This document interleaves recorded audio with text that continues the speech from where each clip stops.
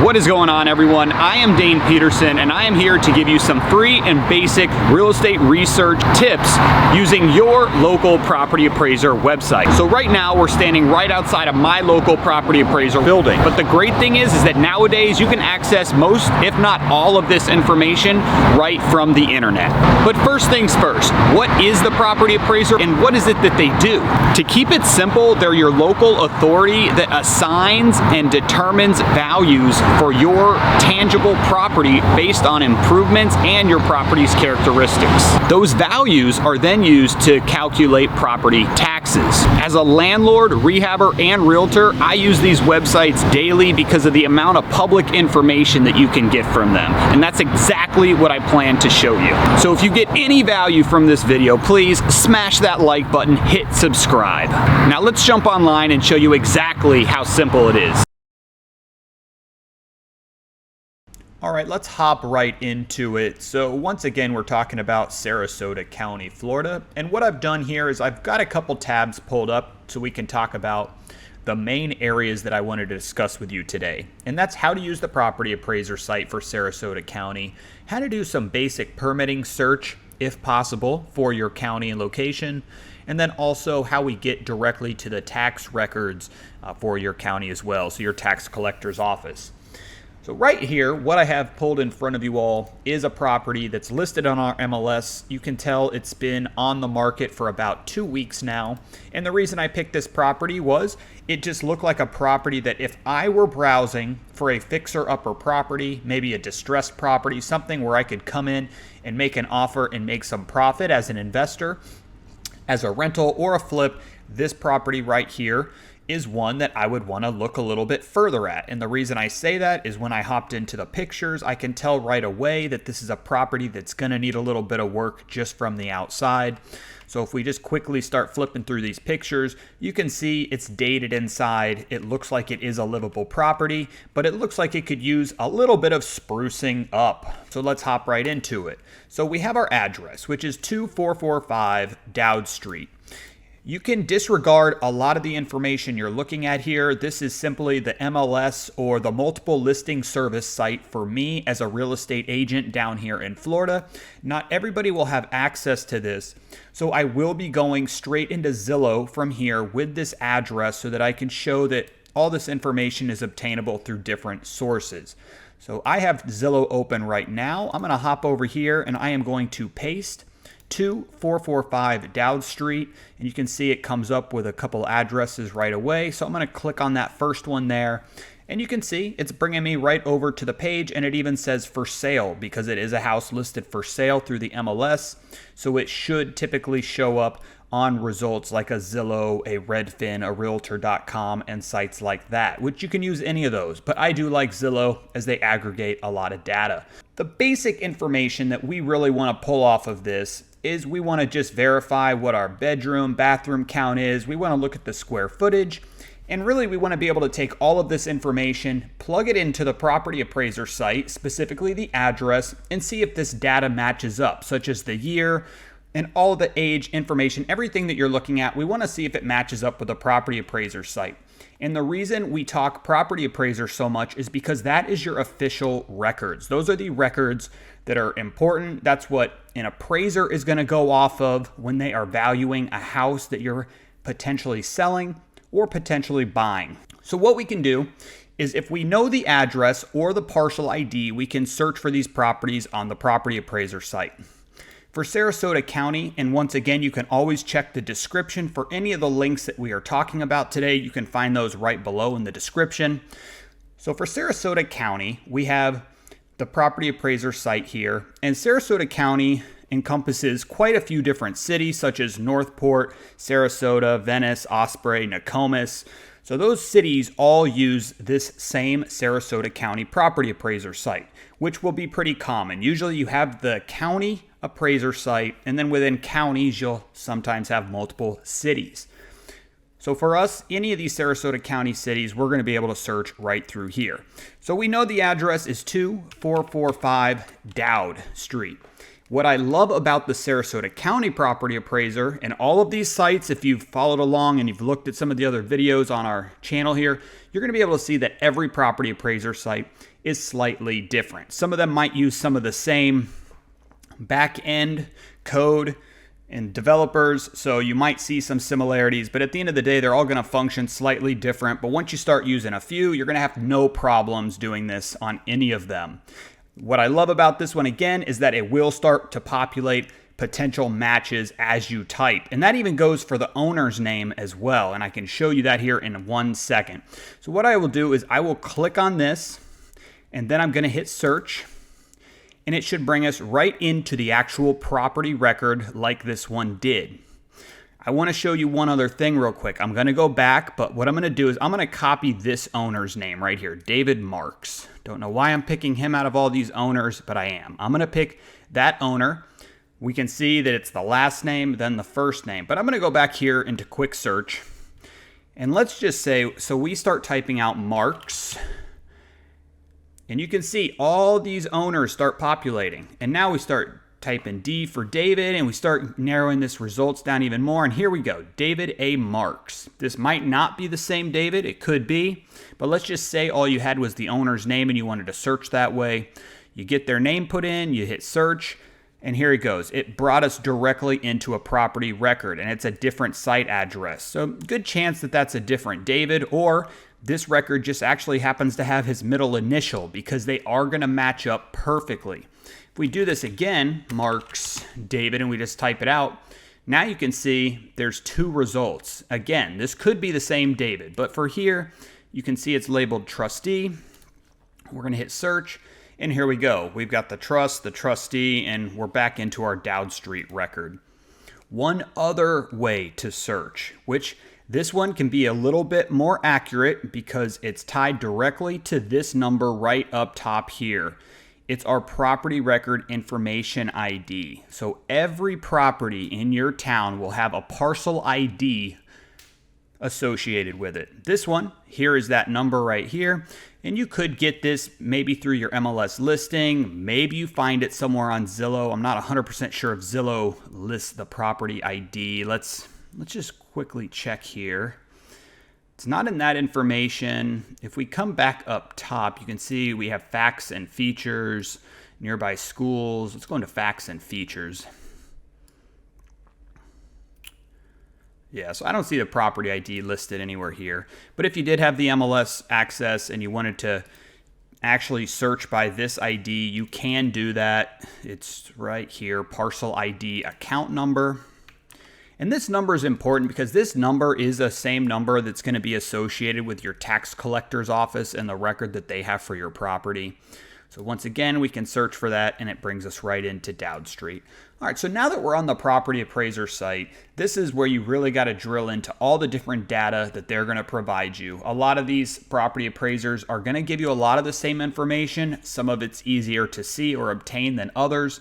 But again, this is public data. So whenever somebody asks you, hey, what did it cost you to buy that house? Or what did you get when you sold that house? If anyone's ever trying to be private about that kind of information, there's really no reason to be. It's all public data. I have not run across a county yet where the property appraiser site was not public data. You might have to register and get a username or ID to get access to those records, but typically they're free unless maybe they haven't gone online yet. And I'd love to hear in the comments from you guys right now if you happen to know of any counties or areas where the property appraiser site isn't free, because I would love to see that. I personally have not ran into that yet, and hopefully you won't either, but let's carry on.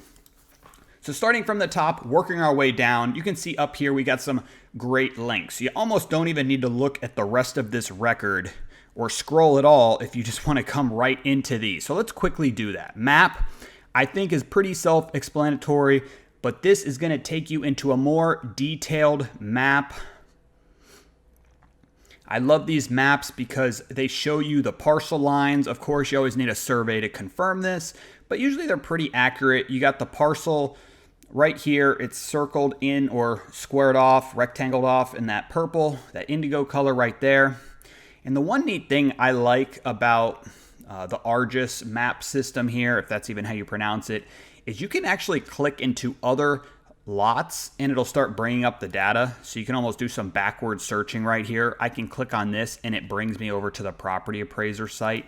So if I was really trying to do a little bit of extra research, maybe some data collecting, maybe I like that this house is a fixer-upper, maybe I want to scout out some others in the neighborhood, this is how you can do some reverse prospecting right here by digging into the actual maps. You know, something like this to me is going to stick out. Whenever I see trust or trustee, I start thinking multiple family members. I think maybe somebody older owns this. And I think there's maybe an opportunity for me to find a motivated seller. All right, so that's what our map looks like. Let's hop back over to Property Appraiser. You can always click Print Summary. That's just going to print out the actual record. If you want a little shortcut, hold Control on your keyboard and hit the P button, and there you go. You got the same information there. This trim report right here, you can see it's actually going to download. We're going to click Open, and right here, we are getting our proposed tax bill. You can see right here, this is showing us what last year was in the gray. This is showing us what our values are, like our assessed values for everything for the current year. And these are what it would look like if budget changes were made and if they were not made. And you can see what the difference in these taxes are. You know, across the board in Sarasota County, just from 2021 to 2022, we're seeing about close to anywhere from 30 to 40% tax increases across the board for most properties. And I've seen that as I own quite a few properties myself in town. Most are multifamily. I got a couple single families as well. But across the board, I've seen about 30% tax increases. Here we go, record card up here. This is going to give you a little bit of a different view of this property appraiser. I actually really like property cards or record cards because I think they're great files to actually save in your record or your folder for the property when you're trying to have data or document collecting. I would highly recommend that you save this versus the actual property card that we were looking at. So this card right here, as nice as this looks, it's a lot friendlier looking. The information that you can collect looking at this view right here, to me, is a lot better because you have the sketch pulled up right in front of you. I think sketches are very important. They show us what our square footage is for the MLA, the main living area. This EPG for us is enclosed porch. So this area right here, we would expect to be in a screened lanai. Maybe it's been enclosed, which happens a lot, and that's not added into our square footage. So the reason that's important is maybe they enclosed it. Maybe they dropped an AC vent down into this room, and now it's actually considered living area or under air. So that might be, 312 square feet that you get added onto this, and all of a sudden you have a 2,000 square foot house just by knowing that you could get this square footage added. Right here, this AGA, this is going to be our garage, so we can quickly tell that this is a 2-car garage just in the fact that it's over 20 feet wide. That would be a 2-car garage. And then this right here, this is another enclosed porch area as well. So this would be our walk-up area to the front of the house. Over here, building characteristics. I love how they lay out this information right here. This is very critical. I think very important information for us to know that, the house has been stuccoed. It's a 1-story house. It's a block house. You can see right here, frame. It's got the masonry listed, concrete slab, all important things to see. And I say that because sometimes if you got a stuccoed house, it doesn't necessarily mean that it's a block house. There's plenty of people that put stucco right over a wood frame house. So that's really important information. Right below that, right here where it has the area listed, these are the same numbers that you see here on the sketch. So this is giving us a total of that, and you can see they're applying a rate to come up with what they're putting as the assessed value on this for, say, just the structure, maybe for this part of the house or that part of the house. This is how they're determining it. Right down here, you can see it's actually listing the bathrooms, the bedrooms, the living room units, the total room count, half baths. That's all great information as well.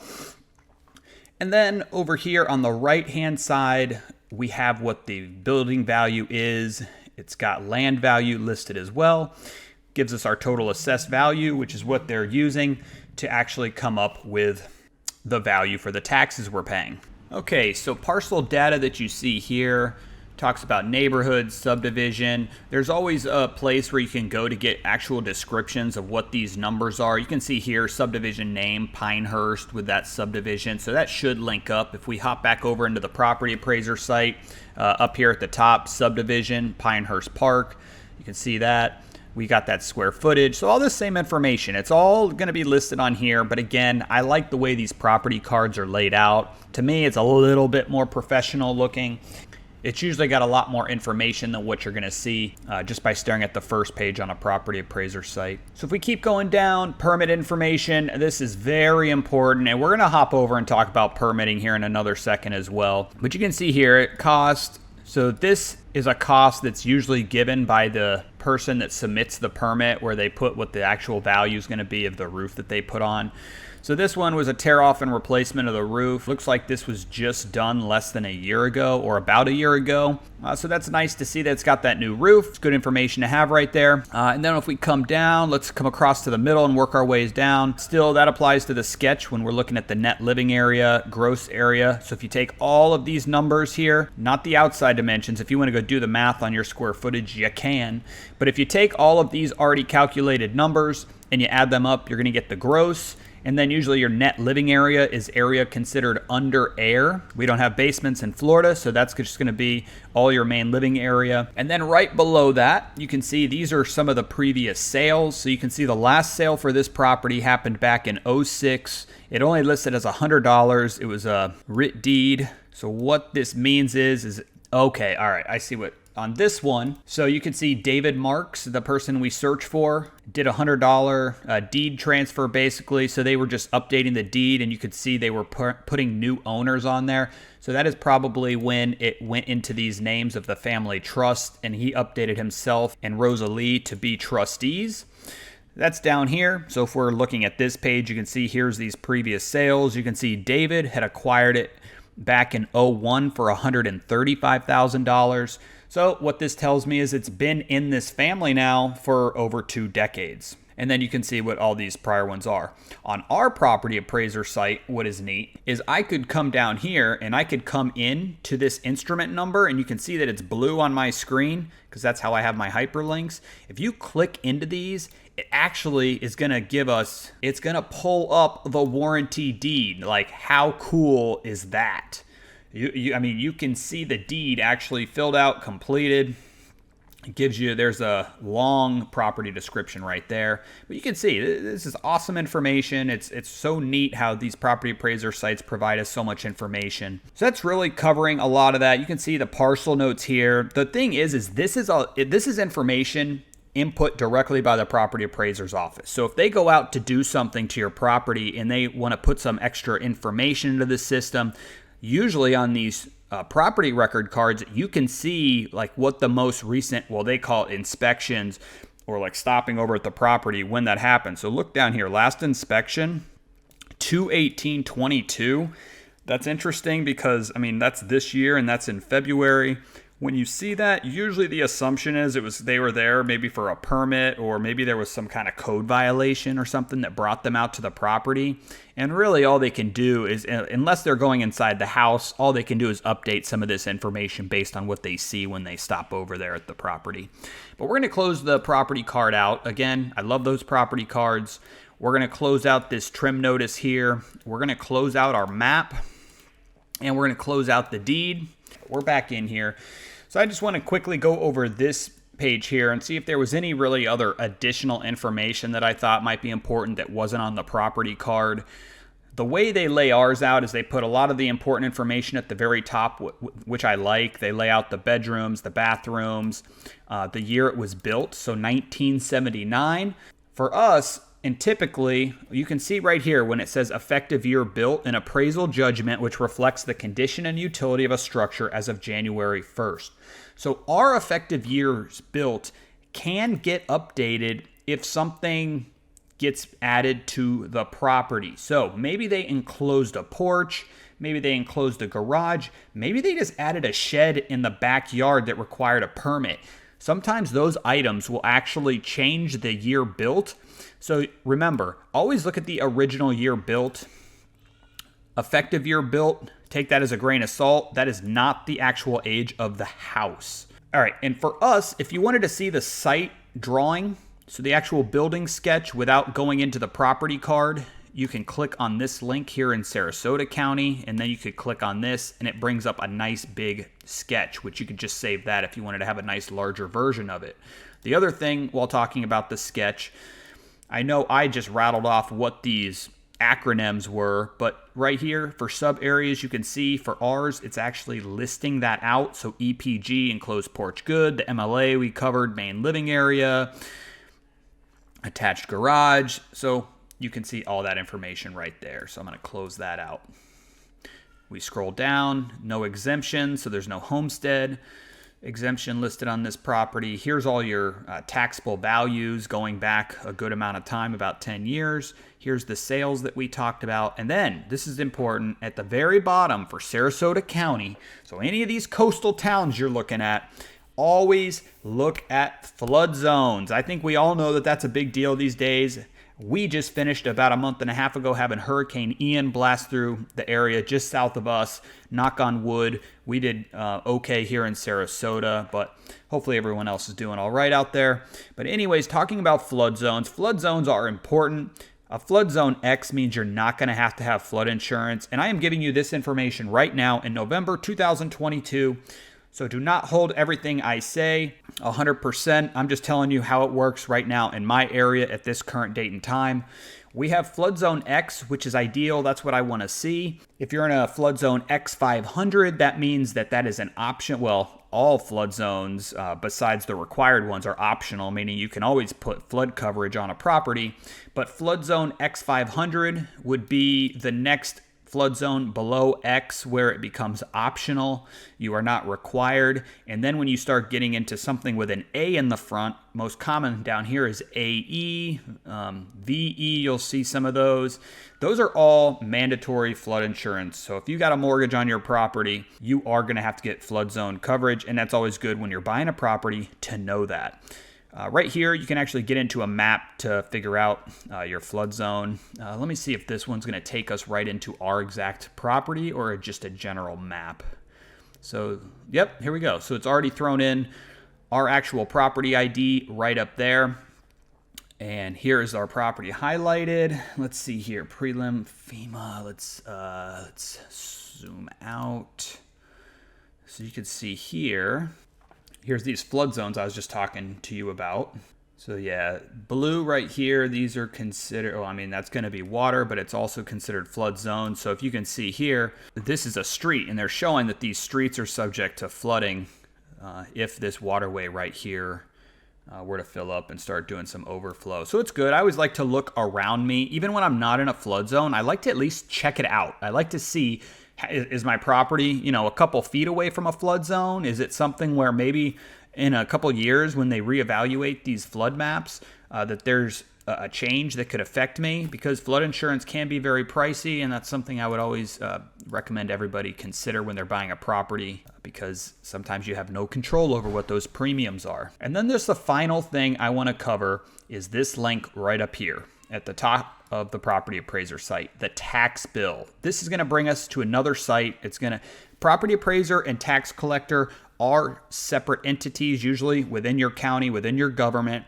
They have different employees. They don't usually talk to each other besides just some of the basic information. So usually you're not going to have somebody from the property appraiser site call the tax collector and tell them something. The tax collector is just going to go pull the information off the property appraiser records.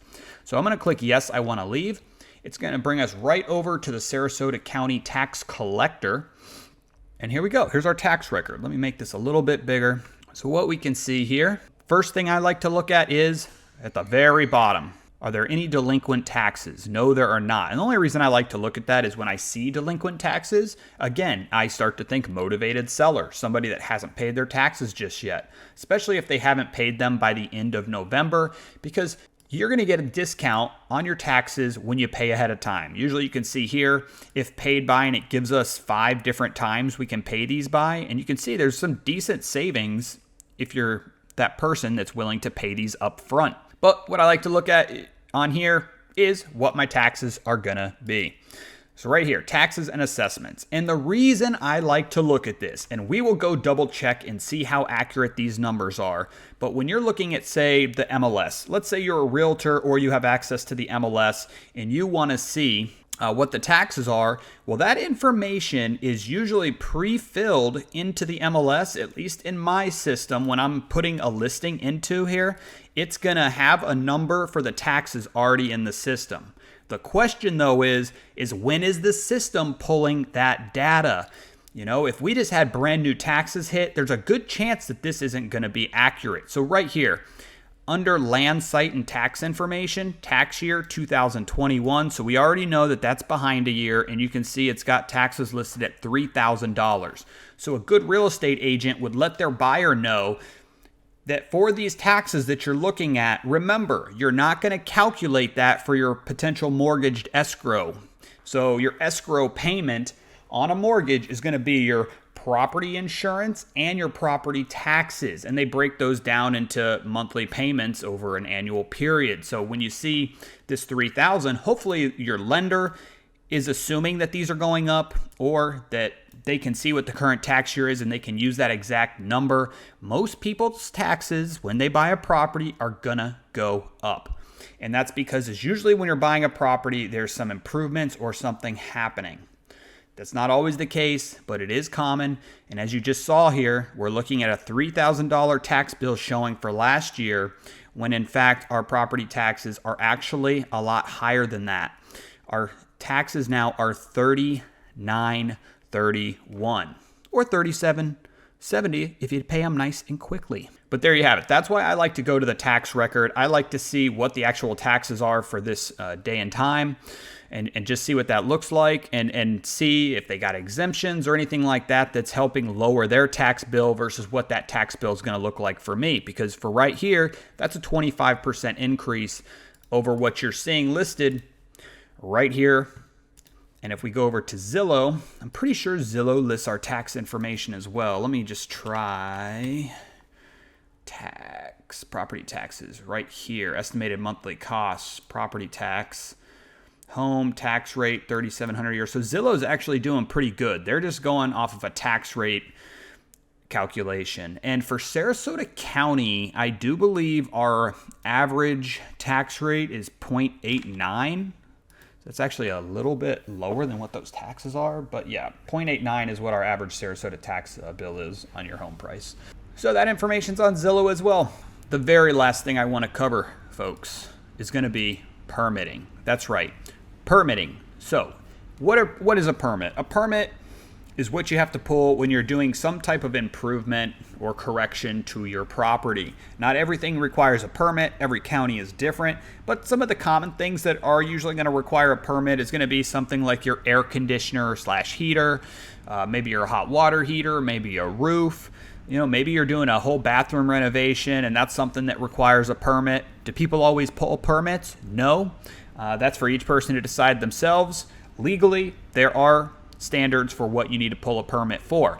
When we can see permits, obviously that makes us feel better when we go see a new roof's been put on a house and that a permit was pulled. But I always like to go look on a property and look for myself to see what permits have been pulled. For Sarasota County, we have our permit search page, and since I just said the word county, it made me think of something. Sarasota County has the city limits of Sarasota, and that is a completely different permitting site. So you need to look through your county and see if you have different areas or different permitting sites for different parts of your town. So I already told you we got multiple cities within Sarasota County. So Northport, Florida, which is the most southern city in Sarasota County, for instance, has its own permitting site. So that's just good information to know when you're going through all these different towns. Pretty easy to find all that. I'll put a couple of these in our links as well below. But if you check on mine right here, we have a couple different ways to search, like all of these, which is nice. That way, if you're not finding it, you can make sure you're double checking and trying it a couple different ways. But we know we're dealing with Dowd. So we're going to do 2445 Dowd. That's all I'm going to type in. I always like to start with less and then add more. We're going to hit search, and here we go. Good thing, it actually came up with results. If nothing had shown up here, the next way I would have searched would have been by this right here, the actual property ID. So if we came back here and I want to remove the actual property, we can come down here to parcel ID, put that in, and hit search that way as well. So what I'm going to do here, and I don't know, it was just in the past 6 months that all of a sudden this isn't showing up on my browser, even if I, zoom in or zoom out. Maybe in landscape view, that's a little bit different, but for some reason it's not showing me my status. The thing is my status is either going to show closed, issued, or open, so I can figure that out by looking at the first letter. But these right here, you can see as we go further down, they get more current. So I always like to start at the bottom and see what's the most recent item that was done to this house. Up here on our columns, they're all labeled, so I look at work. That's the big thing for me. I like to see what that permit or search was done for. So right here, starting at the very bottom, lien search request. So right here in November, internet submittal, lien search request. It's going to have information like your permit number, what it was, and then right here, completed, and some extra information. On ours, we can click on this, and there might be some extra information in here, which is pretty neat. We can see Donna was the person that completed this, and it's got Donna's contact information. If we want to call Donna and dig a little bit, maybe Donna will tell us exactly what that request was for. So you got all her information there. If we go back, you can see October 20th, 2021, we had that re-roof shingle tear off. So if we click into this, we can get some pretty cool information. You can see it was a tear off and replacement of a roof. It ended up getting approved. It is closed out. So that means it was inspected and the roof passed. And then you have these different stages here, and we can click in. And same thing right here. AM requested by C. Robin. So that's something to note. Maybe C. Robin is the person who did the roof, and maybe we need to go find ourselves a new roofing contractor. And here we go. We just got ourselves a new contact. Or maybe that was the owner that submitted this. Either way, there's some additional contact information to find somebody. Noel was the person who did the actual inspection on this one. But at the end of the day, you can get all your permit information off this site. You can see here, complaint, we can click into that. Garage and junk all over yard and driveway, has been for months. So a neighbor called in, turned these people in, and then they ended up getting this logged. Most likely they ended up with a code violation where they had a certain amount of time to correct it, and that's been closed out. If you ever see anything issued or open, there's a good chance you can't go put a loan on that property, because when they go and they do a lien search, they're going to have one of these liens from the county pop up, and those need to be closed out for lenders to finally close on the mortgage. So that's it. So those are the main ones I wanted to cover with you all today. I wanted to go over the property appraiser site, the tax collector site, and how you do some basic permitting searches, because I think these are all really important pieces of information, not only for investors, but for real estate agents and for basic homeowner use as well, because anybody can take advantage of this information. Any homeowner can benefit from seeing what permits were pulled on their house. Any owner can benefit from knowing how to access a tax collector site and know if they're behind on their taxes. So hopefully you guys got some great information out of that and you enjoyed learning about our Sarasota County search sites. And stick around, throw in the comments if there's an area that you want me to do this for. I will try and hit it. We are going to be focusing on a lot of the bigger cities and towns throughout the U.S. to start for these searches, as they obviously get the most use. But come back, check out more, and I hope you guys like this. If you did, smash that like button, hit subscribe, and feel free to leave me a comment. Thanks for watching.